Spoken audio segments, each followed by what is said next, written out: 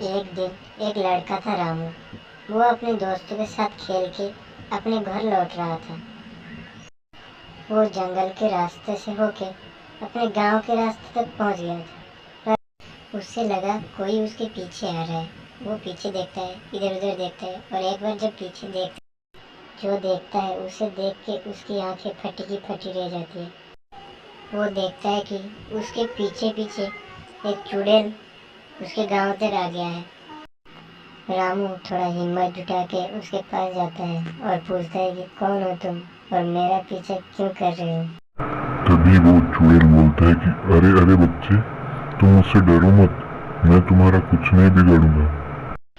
तभी रामू बोला, तो फिर तुम मुझसे क्या चाहते हो, मेरा पीछा क्यों कर रहे हो। चुड़ैल बोला, मैं उस जंगल वाले पीपल के पेड़ में रहता हूँ। हमेशा तुम्हें देखता हूँ उसी रास्ते से जाते हुए, पर कभी तुम्हारे सामने नहीं आया क्योंकि तुम डर जाते हो। और आज आया क्योंकि मुझे तुम्हारी एक मदद की जरूरत है। क्या तुम मेरी मदद करोगे बच्चे। अगर तुम मेरी मदद करती हो तो मैं तुम्हारा शुक्रगुजार रहूंगा। तो फिर रामू बोला, मैं तुम्हारी किस तरह मदद कर सकता हूँ। चुड़ैल बोला, मैं उस पेड़ पे रहती हूँ क्योंकि मेरे पति ने मुझे कई वर्षों से मार के उसी पेड़ के नीचे दफना दिया था, इसलिए मेरी आत्मा उस पीपल के पेड़ पर रहती है। रामू बोला, ठीक है, मैं तुम्हारी मदद जरूर करूँगा, क्योंकि मेरी माँ हमेशा कहती है ज़रूरतमंदों की हमेशा बिना किसी स्वार्थ के मदद करना चाहिए। और फिर रामू उस चुड़ैल के पीछे पीछे उसके साथ उसी जंगल के रास्ते जाने लगता है, उसी पीपल के पेड़ के नीचे। और फिर वो दोनों चलते चलते उसी पेड़ के नीचे पहुंच जाते हैं।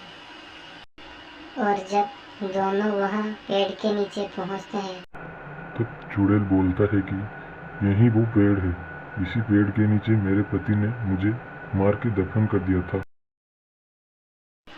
तभी रामू बोलता है कि अच्छा ठीक है, अब रुकिए, मैं कुछ करता हूँ।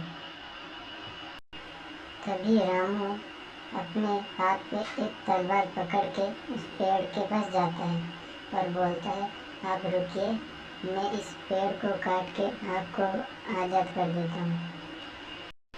तभी रामू अपने हाथ से उस पेड़ को काटने लगता है और फिर रामू उस पेड़ को काट देता है।